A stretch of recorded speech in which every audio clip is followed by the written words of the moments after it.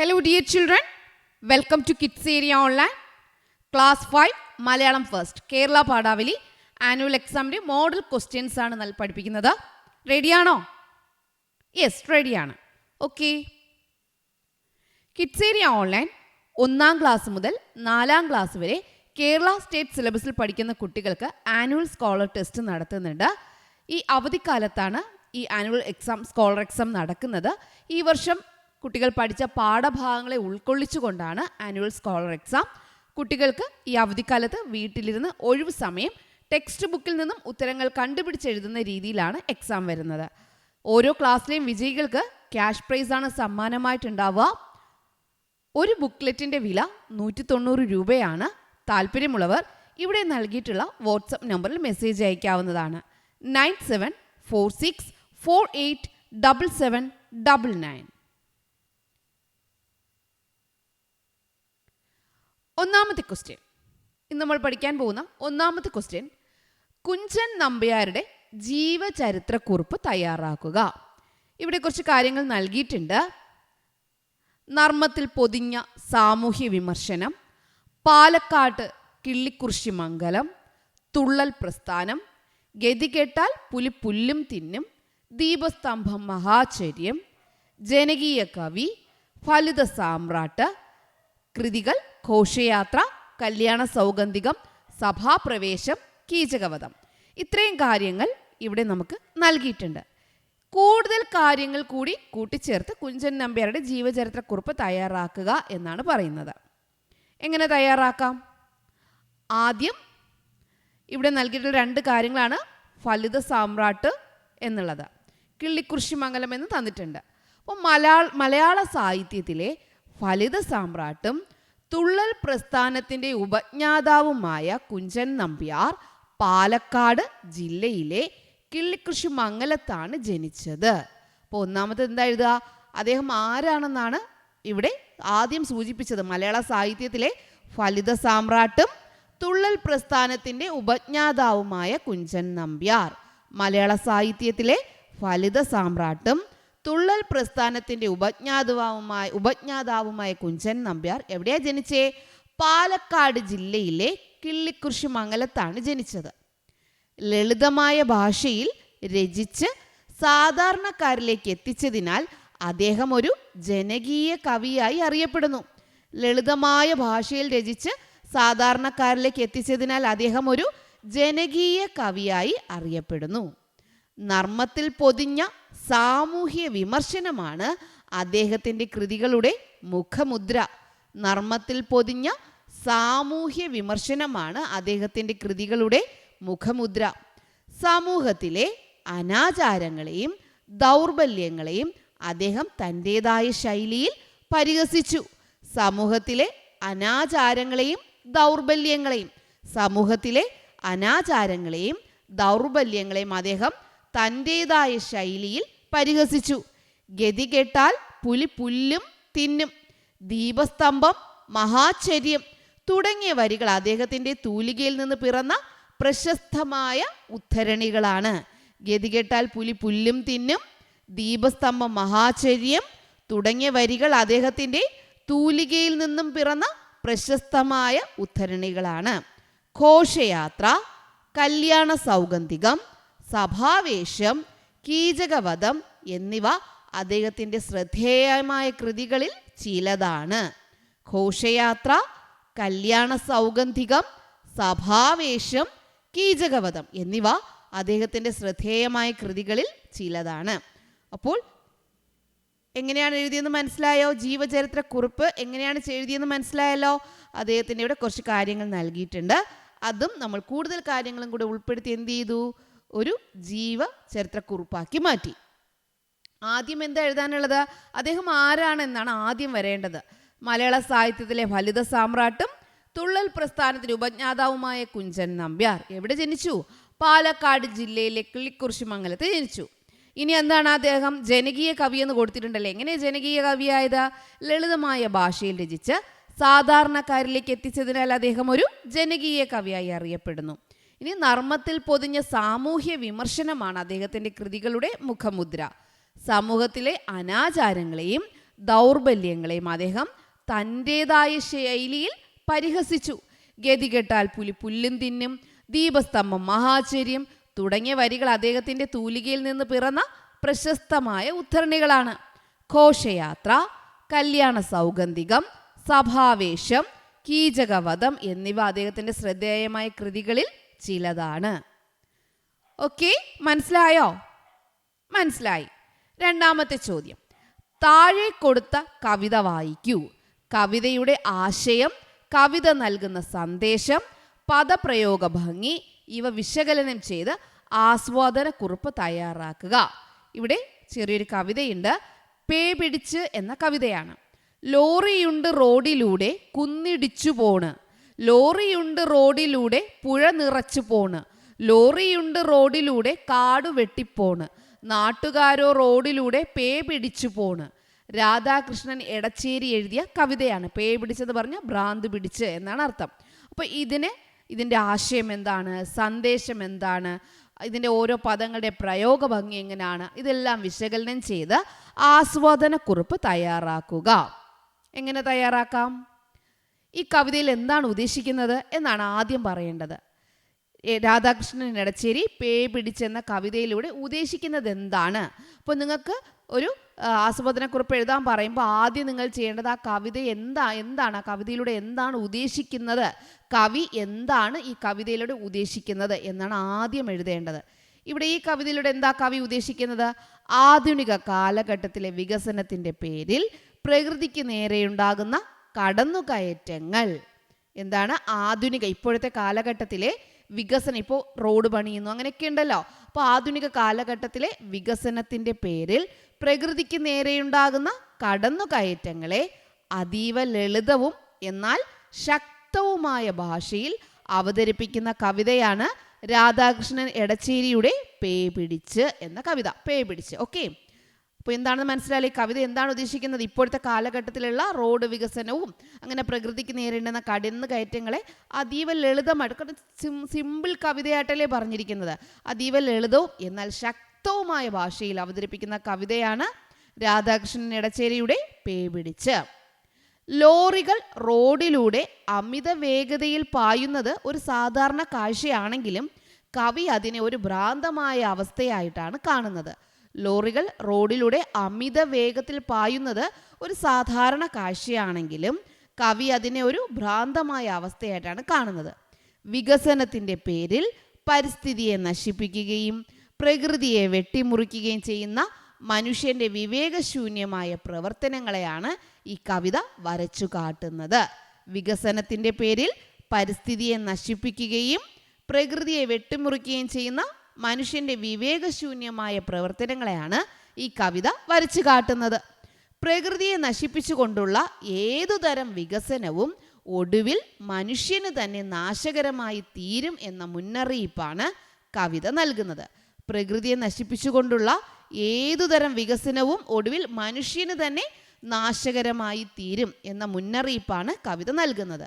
പ്രകൃതിയോടുള്ള ഈ ക്രൂരമായ പെരുമാറ്റം ഒരുതരം ഭ്രാന്താണെന്ന് കവി പരോക്ഷമായി സൂചിപ്പിക്കുന്നു.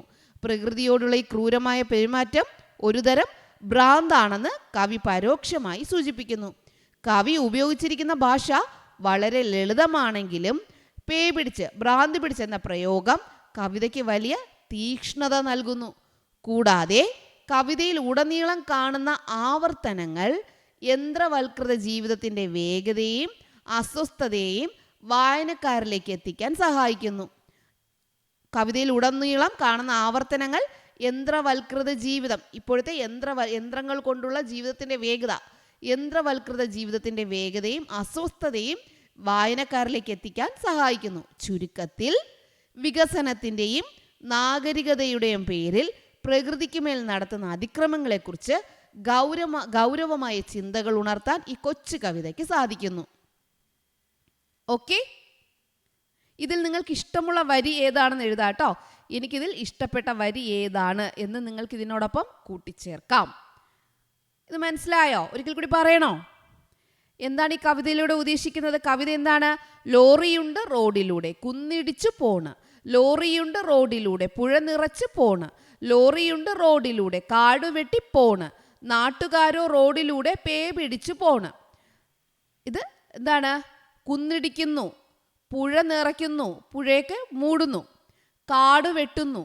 അതെന്താണ്? റോഡിലൂടെ ലോറിയുണ്ട്, അപ്പം റോഡിലൂടെ ലോറിയുടെ ആ ഒരു സ്പീഡ് ഇതെല്ലാം ഇവിടെ കാണുന്നുണ്ട്. ഇതെല്ലാം വികസനത്തിന് വേണ്ടി ചെയ്യുന്നതാണ്. എന്നിട്ടോ നാട്ടുകാർക്ക് നാശകരമായി മാറുന്ന എങ്ങനെ? അപകടങ്ങൾ പറ്റുകയില്ലേ? നാട്ടുകാരോ റോഡിലൂടെ പേ പിടിച്ച് പോണ്, ഭ്രാന്ത് പിടിച്ച് പോണ്. ഇപ്പം ഈ കവിത മനസ്സിലായിട്ട് ആവർത്തനം കണ്ടോ? ലോറിയുണ്ട് റോഡിലൂടെ, അതുപോലെ പോണ് എന്നങ്ങനെ ഒരു ആവർത്തനം. ഇതെല്ലാം ഈ കവിതയിൽ സൂചിപ്പിക്കുന്നുണ്ട്. എന്താണെന്ന് ഒരിക്കൽ കൂടി പറഞ്ഞുതരാം. ആധുനിക കാലഘട്ടത്തിലെ വികസനത്തിൻ്റെ പേരിൽ പ്രകൃതിക്ക് നേരെയുണ്ടാകുന്ന കടന്നുകയറ്റങ്ങളെ അതീവ ലളിതവും എന്നാൽ ശക്തവുമായ ഭാഷയിൽ അവതരിപ്പിക്കുന്ന കവിതയാണ് രാധാകൃഷ്ണൻ എടച്ചേരിയുടെ പേ പിടിച്ച്. ലോറികൾ റോഡിലൂടെ അമിത വേഗതയിൽ പായുന്നത് ഒരു സാധാരണ കാഴ്ചയാണെങ്കിലും കവി അതിനെ ഒരു ഭ്രാന്തമായ അവസ്ഥയായിട്ടാണ് കാണുന്നത്.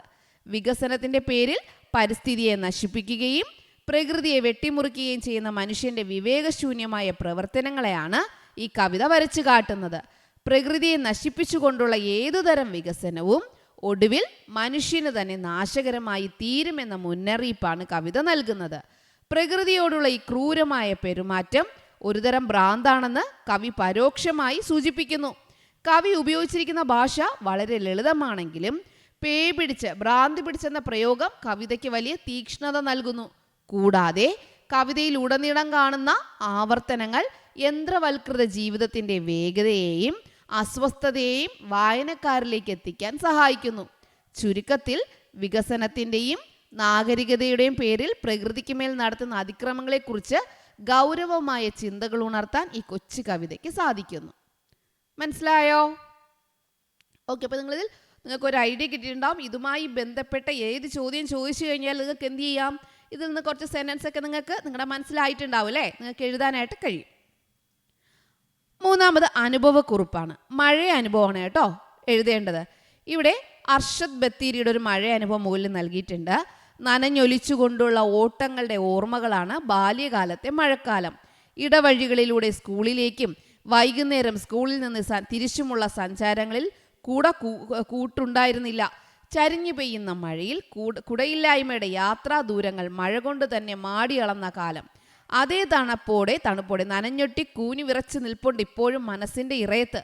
അർഷാദ് ബത്തീരിയുടെ മഴയനുഭവം നിങ്ങൾ വായിച്ചില്ലേ? മഴയുടെ എത്രയെത്ര ഓർമ്മചിത്രങ്ങളാണ് നിങ്ങളുടെ മനസ്സിലൂടെ കടന്നു പോകുന്നത്. ഒരു മഴ അനുഭവത്തെക്കുറിച്ച് എഴുതി നോക്കൂ. അപ്പോൾ ഒരു മഴ അനുഭവം ആണ് അടുത്തെഴുതാനായിട്ട് പോകുന്നത്. ഓരോ മഴക്കാലവും മനസ്സിൽ മനോഹരമായ ഒരു പിടി ഓർമ്മകളാണ് ബാക്കി വയ്ക്കാറുള്ളത്. എല്ലാ വർഷവും മഴക്കാലം വരാറില്ലേ? അപ്പോൾ ഓരോ മഴക്കാലവും മനസ്സിൽ മനോഹരമായ ഒരു പിടി ഓർമ്മകളാണ് ബാക്കി വയ്ക്കാറുള്ളത്. ചേമ്പില കുടയാക്കി തലയിൽ ചൂടി മഴത്തുള്ളികളുടെ സംഗീതം ആസ്വദിച്ച് കൂട്ടുകാരുമൊത്ത് മഴയത്ത് ഓടി നടന്നിരുന്ന ആ കാലം എത്ര മനോഹരമായിരുന്നു. അപ്പോഴെന്താ പറയുന്നേ? ചേമ്പില കുടയാക്കി തലയിൽ ചൂടി മഴത്തുള്ളികളുടെ സംഗീതം ആസ്വദിച്ച് കൂട്ടുകാരുമൊത്ത് മഴയത്ത് ഓടി നടന്നിരുന്ന ആ കാലം എത്ര മനോഹരമായിരുന്നു. സ്കൂൾ തുറക്കുമ്പോൾ പുതിയ കുടയുമായി എത്തുന്നതിൻ്റെ സന്തോഷം ഒരു വശത്തുണ്ടെങ്കിലും വഴിയോരത്തെ മരങ്ങൾ കുലുക്കി അതിലെ വെള്ളം ശരീരത്തേക്ക് വീഴ്ത്തിയും കൈകൾ വീശി മഴയിൽ കറങ്ങിയും കളിച്ചിരുന്ന ആ നിമിഷങ്ങൾ എന്നും മനസ്സിലുണ്ട്. വഴിയിൽ കെട്ടിക്കിടക്കുന്ന വെള്ളക്കെട്ടുകളിൽ ചാടിക്കളിച്ചും നനഞ്ഞ കുപ്പായവുമായി വീട്ടിലേക്ക് കുതിച്ചിരുന്ന ആ ബാല്യത്തിൻ്റെ ആനന്ദം പറഞ്ഞറിയിക്കാൻ കഴിയില്ല. അർഷാദ് ബത്തേരി ഓർമ്മിപ്പിക്കുന്നത് പോലെ ചരിഞ്ഞു പെയ്യുന്ന മഴയിൽ നനഞ്ഞു കുതിർന്ന ആ യാത്രാദൂരങ്ങൾ ഇന്നും മനസ്സിൻ്റെ ഇറയത്തൊരു തണുത്ത ഓർമ്മയായി വിറച്ചു നിൽപ്പുണ്ട്. അപ്പോൾ ഒരു മഴ അനുഭവം എഴുതാനാണ് പറയുന്നത്. ഇത് സാഹിത്യപരമായിട്ട് എഴുതിയെന്നേ ഉള്ളൂ. നിങ്ങൾക്കിതിന് നിങ്ങളുടേതായ ആശയത്തെ എന്ത് ചെയ്യാം? എഴുതാം. നിങ്ങൾ ചെയ്തിട്ടില്ലേ? ചേമ്പില കുടയാക്കി തലയിൽ ചൂടിയിട്ടുണ്ടോ? ഒത്തിരി അധികം കുട്ടികളും ചെയ്തിട്ടുണ്ടാവില്ല, എന്നാൽ കൂടുതൽ കുട്ടികളും ചെയ്തിട്ടുള്ളവരും ഉണ്ടാവും. ഇനി മഴത്തുള്ളികളുടെ ആ ഒരു സംഗീതം, ആ ഒരു ശബ്ദത്തിൽ കൂട്ടുകാരുമൊത്ത് ഇങ്ങനെ ആസ്വദിച്ച് ഓടിയൊക്കെ നിങ്ങൾ പോയിട്ടില്ലേ? വീട്ടിലേക്ക് പോയിട്ടുണ്ട്. സ്കൂൾ തുറക്കുമ്പോൾ നിങ്ങൾക്ക് പുതിയ കുട കിട്ടും. എന്നാലോ ചെറുതായിട്ടൊന്ന് കുട മാറ്റി നനയാറില്ലേ? നനയും. വഴിയോരത്തെ മരങ്ങളൊക്കെ കുലുക്കിയൊക്കെ വെള്ളം ഇങ്ങനെ തെറിപ്പിക്കാറില്ലേ? കൈകൾ വീശി കൈകൾ ഈ കുടയിൽ നിന്ന് വീഴുന്ന വെള്ളമൊക്കെ തട്ടിത്തെറിപ്പിച്ചൊക്കെ കളിക്കാറില്ലേ? കൈകൾ വീശി മഴയത്ത് ഇങ്ങനെ കറങ്ങാറില്ലേ? മഴവെള്ളത്തിൽ ഇങ്ങനെ കളിക്കാറില്ലേ? തട്ടിക്കളിക്കാറില്ലേ? സ്കൂൾ വിട്ട് വരുന്ന വഴിക്ക് വെള്ളത്തിൽ ചാടി കളിക്കില്ലേ? സ്കൂൾ ബസ്സിൽ പോകുന്ന കുട്ടികൾക്ക് ഈ അനുഭവങ്ങളൊക്കെ വളരെ കുറച്ചേ ഉണ്ടാവത്തുള്ളൂ. നടന്നു പോകുന്ന കുട്ടികൾക്ക് ഈ അനുഭവങ്ങൾ ഒത്തിരി ഉണ്ടാവും. നനഞ്ഞ കുപ്പായവുമായി വീട്ടിലേക്ക് കുതിച്ചിരുന്ന ബാല്യം അല്ലേ? അതിൻ്റെ ആ ഒരു സന്തോഷം പറഞ്ഞറിയിക്കാൻ കഴിയില്ല. അർഷാദ് ബത്തേരി ഓർമ്മിപ്പിക്കുന്നത് പോലെ ചരിഞ്ഞു പെയ്യുന്ന മഴയിൽ നനഞ്ഞു കുതിർന്ന ആ യാത്രാ ദൂരങ്ങൾ ഇന്നും മനസ്സിൽ ഓർമ്മയായി നിൽപ്പുണ്ട്. നിങ്ങൾക്ക് എന്ത് ചെയ്യാം? ആ ഒരു രീതിയിൽ എഴുതാം. ഓക്കെ, മനസ്സിലായോ? യെസ്. ഇതിൽ നിന്ന് കുറച്ച് വാക്കുകളും കുറച്ച് സെൻറ്റൻസുകളും എഴുതേണ്ട രീതികളും ഒക്കെ നിങ്ങൾക്ക് കടമെടുക്കാം. എങ്ങനെ എഴുതാം, എങ്ങനെ ഏത് ആശയത്തിൽ എഴുതാം എന്നൊക്കെ നിങ്ങൾക്ക് എന്ത് ചെയ്യാം? ഇതൊക്കെ ഒരു കടമെടുക്കാം. എന്നിട്ട് നിങ്ങളുടെ സെൻറ്റൻസ് കൂടെ കൂട്ടിച്ചേർത്തത് നല്ല രീതിയിലേക്ക് എഴുതുക. ഡയറി കുറിപ്പ്. ബന്ധുവായ രോഗിയെ കാണാൻ അച്ഛനും എന്നാണ് അമ്മയും പോയ തക്കം നോക്കി ലച്ചുവും അനുജൻ ലാലുവും പട്ടം പറത്താനായി പുറത്തേക്ക് ഇറങ്ങി. കളിക്കിടയിൽ ഉയർന്നു പറന്ന പട്ടം നൂൽ പൊട്ടി ലച്ചുവിൻ്റെ കാശിയിൽ നിന്ന് മറഞ്ഞു. പാവം പട്ടം. അവർക്ക് സങ്കടമായി. കുട്ടി നാരുമില്ലാതെ ആകാശത്തിൽ ഒറ്റയ്ക്ക് അവളുടെ കണ്ണുകൾ നിറഞ്ഞു. അമ്മയുടെ വിളി കേട്ട് അവൾ വീട്ടിലേക്ക് തിരികെ വന്നു. പക്ഷേ പട്ടത്തെക്കുറിച്ചുള്ള ചിന്തകൾ അവളുടെ മനസ്സിൽ നിന്നും വിട്ടുപോയില്ല. മേശവലിപ്പ് തുറന്ന് ലച്ചു തൻ്റെ ഡയറി എടുത്തു. പട്ടത്തെക്കുറിച്ചുള്ള എന്തൊക്കെ ചിന്തകളാവും ലച്ചു ഡയറിയിൽ എഴുതിയിട്ടുണ്ടാവുക. അപ്പോൾ അമ്മയും അച്ഛനും തക്കം നോക്കി അവർ എന്ത് ചെയ്തു? അനുജൻ ലാലുവും ലച്ചുവും കൂടെ പട്ടം പറത്താൻ പോയി. കളിക്കിടയിൽ എന്ത് ചെയ്തു? കാറ്റത്ത് നൂൽ പൊട്ടി പട്ടം പറന്നു പോയി. ഇപ്പോൾ പട്ടം ഒറ്റയ്ക്ക് പറന്ന് നടക്കുവാണ്. ഇപ്പോൾ കണ്ണുകൾ കൊണ്ട് കാണാൻ പറ്റാത്ത ദൂരത്തേക്ക് എവിടെയോ ആ പട്ടം പോയി. അപ്പോൾ എന്തായിരിക്കും ലച്ചു ഡയറിയിൽ അവളെക്കുറിച്ചുള്ള ചിന്തകൾ എഴുതിയിട്ടുണ്ടാവുക? ആദ്യം ഡയറി എഴുതുമ്പോൾ തീയതിയും ദിവസവും ഒക്കെ എഴുതാം കേട്ടോ. ഇന്നത്തെ തീയതി കൊടുത്തു എന്നേ ഉള്ളൂ. നിങ്ങൾക്ക് എക്സാം എന്നാണോ ആ തീയതി കൊടുക്കാം. അല്ലെങ്കിൽ നിങ്ങളുടെ ഒരു തീയതിയും ഇതും കൊടുക്കാം കേട്ടോ, ദിവസവും കൊടുക്കാം. ഇന്നത്തെ ദിവസം വല്ലാതെ സങ്കടം തോന്നുന്നു. അച്ഛനും അമ്മയും കൂടി രോഗിയെ കാണാൻ പോയ തക്കം നോക്കി ലാലുവിനൊപ്പം ഞാൻ പട്ടം പറത്താൻ പോയിരുന്നു. ആകാശമുട്ട ഉയർന്നു പറന്ന എൻ്റെ പ്രിയപ്പെട്ട പട്ടം. ലാലുവും ഞാനും ഏറെ ആവശ്യത്തോടെയാണത് പറത്തിയത്. പക്ഷേ പെട്ടെന്നൊരു കാറ്റിൽ നൂൽ പൊട്ടി അത് കാശിയിൽ നിന്ന് മറഞ്ഞുപോയി. ആദ്യം അത് പറക്കുന്നത് കണ്ടപ്പോൾ വലിയ സന്തോഷമായിരുന്നു. എന്നാൽ നൂൽ പൊട്ടി അത് കാശിയിൽ നിന്ന് മറഞ്ഞപ്പോൾ വല്ലാത്തൊരു ശൂന്യത തോന്നി, അല്ലെങ്കിൽ സങ്കടം തോന്നി. ആകാശത്ത് കൂട്ടുകാരുമില്ലാതെ അത് ഒറ്റയ്ക്ക് എവിടെ പോയി കാണും? പാവം പട്ടം, അത് ഒറ്റപ്പെട്ടു പോയല്ലോ എന്നോർത്തപ്പോൾ എനിക്ക് സങ്കടം അടക്കാനായില്ല. കണ്ണുകൾ അറിയാതെ നിറഞ്ഞുപോയി. പെട്ടെന്ന് അമ്മയുടെ വിളി കേട്ടതുകൊണ്ട് വേഗം വീട്ടിലേക്ക് മടങ്ങേണ്ടി വന്നു. എങ്കിലും ആകാശത്തിൻ്റെ ഏതോ കോണിൽ ഒറ്റയ്ക്ക് പറക്കുന്ന എൻ്റെ പട്ടത്തെക്കുറിച്ചുള്ള ഓർമ്മകൾ എൻ്റെ മനസ്സിൽ നിന്നും ഒട്ടും മായുന്നില്ല. ആ പട്ടം സുരക്ഷിതമായി എവിടെയെങ്കിലും എത്തിയെങ്കിൽ എന്ന് ഞാൻ ആഗ്രഹിക്കുന്നു. ഓക്കെ, ഇപ്പോൾ ഡയറി എങ്ങനെ എഴുതിയേ? ഇന്നത്തെ ദിവസം എന്താണെന്ന് എഴുതി. ഇന്നത്തെ ദിവസം നടന്ന കാര്യം എഴുതി. എങ്ങനെ എഴുതിയേ? ഇന്നത്തെ ദിവസം വല്ലാതെ സങ്കടം തോന്നുന്നു. അച്ഛനും അമ്മയും കൂടി രോഗിയെ കാണാൻ പോയ തക്കം നോക്കി അനിയൻ ലാലുവിനൊപ്പം ഞാൻ പട്ടം പറത്താൻ പോയിരുന്നു. ആകാശമുട്ട ഉയർന്നു പറന്ന എൻ്റെ പ്രിയപ്പെട്ട പട്ടം. ലാലുവും ഞാനും ഏറെ ആവേശത്തോടെയാണ് അത് പറത്തിയത്. പക്ഷെ പെട്ടെന്നൊരു കാറ്റിൽ നൂൽ പൊട്ടി അത് കാശിയിൽ നിന്ന് മറഞ്ഞുപോയി. അത് ആദ്യം പറക്കുന്നത് കണ്ടപ്പോൾ വലിയ സന്തോഷമായിരുന്നു. എന്നാൽ നൂൽ പൊട്ടി അത് കാശിയിൽ നിന്ന് മറഞ്ഞപ്പോൾ വല്ലാത്തൊരു ശൂന്യത തോന്നി. ആകാശത്ത് കൂട്ടുകാരുമില്ലാതെ അത് ഒറ്റയ്ക്ക് എവിടെ പോയി കാണും? പാവം പട്ടം, അത് ഒറ്റപ്പെട്ടു പോയല്ലോ എന്നോർത്തപ്പോൾ എനിക്ക് സങ്കടം അടക്കാനായില്ല. കണ്ണുകൾ അറിയാതെ നിറഞ്ഞുപോയി. പെട്ടെന്ന് അമ്മയുടെ വിളി കേട്ടതുകൊണ്ട് വേഗം വീട്ടിലേക്ക് മടങ്ങേണ്ടി വന്നു. എങ്കിലും ആകാശത്തിൻ്റെ ഏതോ കോണിൽ ഒറ്റയ്ക്ക് പറക്കുന്ന എൻ്റെ പട്ടത്തെക്കുറിച്ചുള്ള ഓർമ്മകൾ എൻ്റെ മനസ്സിൽ നിന്ന് ഒട്ടും മായുന്നില്ല. ആ പട്ടം സുരക്ഷിതമായി എവിടെയെങ്കിലും എത്തിയെങ്കിൽ എന്ന് ഞാൻ ആഗ്രഹിക്കുന്നു. ഇപ്പോൾ ഡയറി എഴുതിയത് മനസ്സിലായല്ലോ? ഇങ്ങനൊരു ചോദ്യം വന്നാൽ നിങ്ങൾ എഴുതുമല്ലോ. യെസ്. 5ാമത്തെ ആക്ടിവിറ്റി താരതമ്യക്കുറിപ്പാണേ. അരുൺ KPയുടെ ഒരു അമ്മ എന്ന കവിതയാണ് ആദ്യം പറയുന്നത്. ഒരു നിലവിളക്കു പോൽ അകതാരിലെപ്പോഴും തെളിയുന്നൊരോർമ്മയാണമ്മ. ഒരു കണിക്കൊന്ന പോൽ ഓർമ്മതൻ ചില്ലയിൽ പുഞ്ചിരി പൊഴിക്കുകയാണമ്മ. നന്മയുടെ പാഠങ്ങൾ ചൊല്ലിപ്പഠിപ്പിച്ച ഗുരുനാഥയാണെനിക്കമ്മ. കുസൃതികൾക്കെപ്പോഴും പരിധികൾ വരച്ചിട്ട കാവലാളായിരുന്നു അമ്മ. പാദങ്ങളിടറാതെ ഇരുൾ വഴികൾ പിന്നിടാൻ വഴിവിളക്കാണെന്നുമ്മ. ജീവിതപാതയിൽ വെയിലേറ്റു വാടവേ സാന്ത്വന തണലെൻ്റെയമ്മ. ഇത് അരുൺ KP അമ്മ എന്ന കവിതയാണ്. മുകളിൽ കൊടുത്ത അമ്മ എന്ന കവിതയും പൊൻകുന്നം വർക്കിയുടെ എൻ്റെ അമ്മ എന്ന പാഠഭാഗവും താരതമ്യപ്പെടുത്തി കുറിപ്പ് തയ്യാറാക്കുക. നിങ്ങൾ പഠിച്ച പൊൻകുന്നം വർക്കിയുടെ എൻ്റെ അമ്മ എന്ന പാഠഭാഗവും അരുൺ KP ഈ മുകളിൽ നൽകിയിരിക്കുന്ന കവിതയും താരതമ്യപ്പെടുത്തി കുറിപ്പ് തയ്യാറാക്കുക. അമ്മയെക്കുറിച്ചാണ് രണ്ട് കവിതയിലും പറയുന്നത്. അപ്പോൾ രണ്ടിലും അമ്മ എങ്ങനെയാണ് എന്നുള്ളത് താരതമ്യക്കുറിപ്പ് തയ്യാറാക്കുക. പൊൻകുന്നം വർക്കിയുടെ എൻ്റെ അമ്മ എന്ന കുറിപ്പും അരുൺ KP അമ്മ എന്ന കവിതയും മാതൃത്വത്തിൻ്റെ വിഭിന്നമായ രണ്ട് തലങ്ങളെയാണ് ആവിഷ്കരിക്കുന്നത്.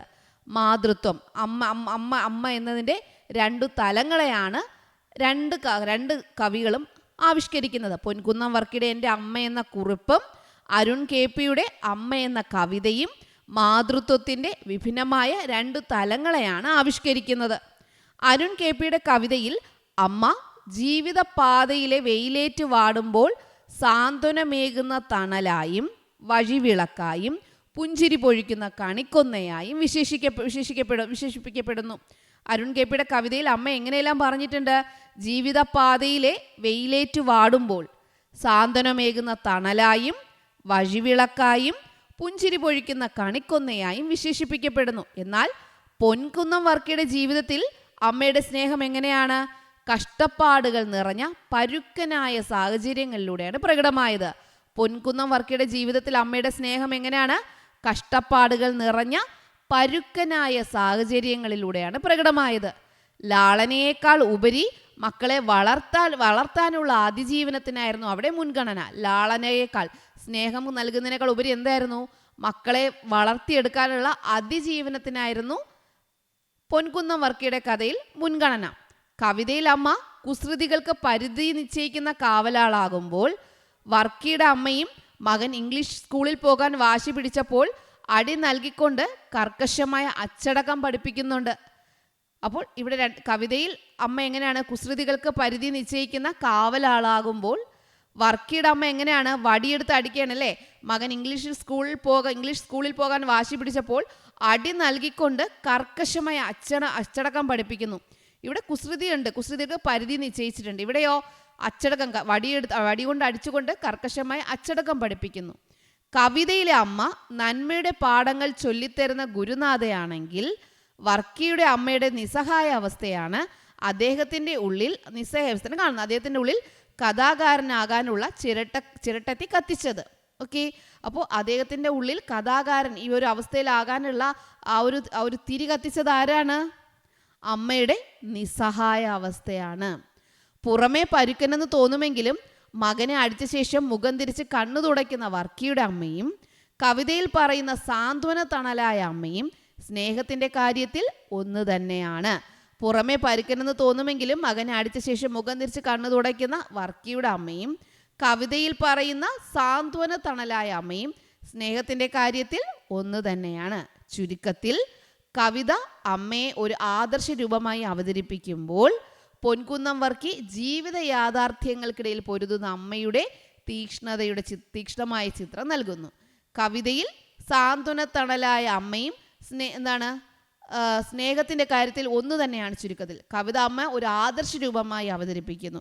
അമ്മ തണലാണ്, അമ്മ വഴിവിളക്കാണ് എന്നൊക്കെ ആദർശ രൂപമായി അവതരിപ്പിക്കുമ്പോൾ പൊൻകുന്നം വർക്കി ജീവിത യാഥാർത്ഥ്യങ്ങൾക്കിടയിൽ പൊരുതുന്ന ഒരു അമ്മയുടെ തീക്ഷ്ണമായ ചിത്രം നൽകുന്നു. രണ്ട് കവിതയിലും സ്നേഹം എന്താണ്? രണ്ടമ്മമാരുടെ സ്നേഹം ഒരുപോലെയാണ്. അപ്പോൾ താരതമ്യക്കുറിപ്പ് മനസ്സിലായോ? അമ്മ എന്ന കവിതയുടെ ഒരു താരതമ്യക്കുറിപ്പാണ് ഇവിടെ നൽകിയത്. ഇനി കഥാപാത്ര നിരൂപണമാണേ. ഡാലി അമ്മുമ്മയുടെ പുഴ എന്ന കഥ ഓർക്കുന്നില്ലേ?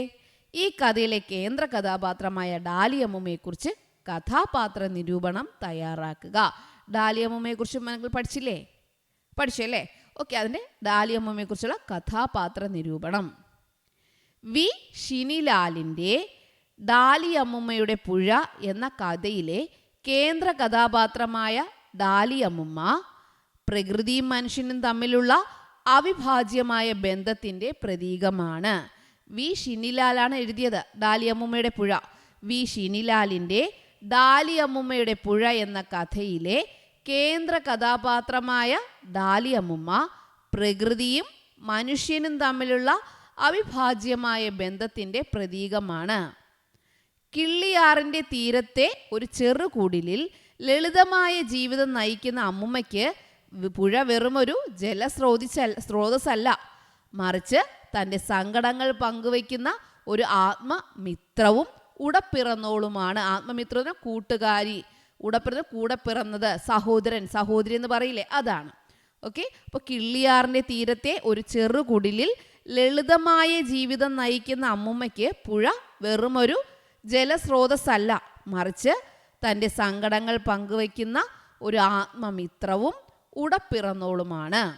ശാരീരികമായ അവശതകൾ ഉണ്ടെങ്കിലും തൻ്റെ ചുളുങ്ങിയ വിരലുകൾ കൊണ്ട് മരിക്കാറായ ഒരു പെരുമ്പാമ്പിൻ കുഞ്ഞിനെ പരിചരിക്കുന്നതിലൂടെ അവരുടെ അഗാധമായ സഹജീവി സ്നേഹവും കാരുണ്യവും വെളിപ്പെടുന്നു.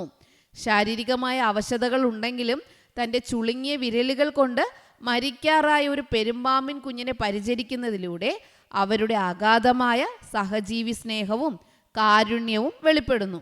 ജില്ലാ കളക്ടർ നഗരത്തിലെ ഫ്ലാറ്റിലേക്ക് മാറാൻ ആവശ്യപ്പെടുമ്പോൾ വയസ്സായ നിന്റെ ഉടപ്പിറന്നോളെ ചാവാൻ വിട്ടിട്ട് നീ പോകുമോ എന്ന് തിരിച്ച് ചോദിക്കുന്നതിലൂടെ പ്രകൃതി സംരക്ഷണത്തെക്കുറിച്ചുള്ള തൻ്റെ ഉറച്ച നിലപാട് അവർ വ്യക്തമാക്കുന്നു.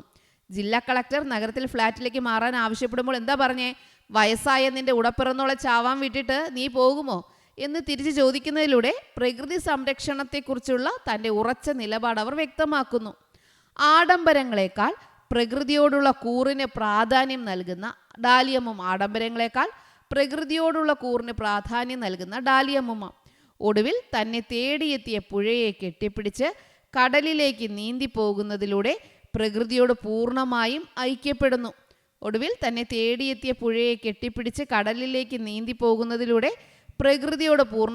ഐക്യപ്പെടുന്നു. വികസനത്തിൻ്റെ പേരിൽ പ്രകൃതിയെ ചൂഷണം ചെയ്യുന്ന ആധുനിക സമൂഹത്തിന് മുന്നിൽ മനുഷ്യനും പ്രകൃതിയും ഒന്നാണെന്ന വലിയ പാഠമാണ് ഈ കഥാപാത്രം നൽകുന്നത്. അപ്പോൾ ഡാലിയമ്മയുടെ കഥാപാത്രത്തിൽ നിന്ന് കിട്ടുന്ന പാഠം എന്താണ്? വികസനത്തിൻ്റെ പേരിൽ പ്രകൃതിയെ ചൂഷണം ചെയ്യുന്ന ആധുനിക സമൂഹത്തിന് മുന്നിൽ, വികസനത്തിന് വേണ്ടി പ്രകൃതിയെ ചൂഷണം ചെയ്യുന്ന ആധുനിക സമൂഹത്തിന് മുന്നിൽ മനുഷ്യനും പ്രകൃതിയും ഒന്നാണെന്ന വലിയ പാഠമാണ് ഈ കഥാപാത്രം നൽകുന്നത്. ഓക്കെ, അപ്പോൾ നല്ലതുപോലെ പഠിച്ചിട്ട് പോകണം കേട്ടോ. ഡാലിയമ്മയുടെ കഥാപാത്ര നിരൂപണം പഠിച്ചിട്ട് പോണേ. അപ്പോൾ ഇമ്പോർട്ടൻ്റ് ആയിട്ടുള്ള കാര്യങ്ങളാണ് നമ്മൾ നോക്കിയത്. എല്ലാവരും നല്ലതുപോലെ ഒന്ന് മനസ്സിലാക്കിയിട്ട് പോവുക. കാണാപ്പാഠം പഠിക്കണമെന്ന് പറയില്ല, മനസ്സിലാക്കിയിട്ട് പോവുക. അപ്പോൾ നിങ്ങൾക്ക് ക്വസ്റ്റ്യൻ വരുമ്പോൾ എഴുതാനുള്ള ഐഡിയാസ്, ആശയങ്ങൾ നിങ്ങൾക്ക് ഇതിൽ നിന്ന് ഉറപ്പായിട്ടും കിട്ടുന്നതാണ്. Okay children, bye bye, thank you.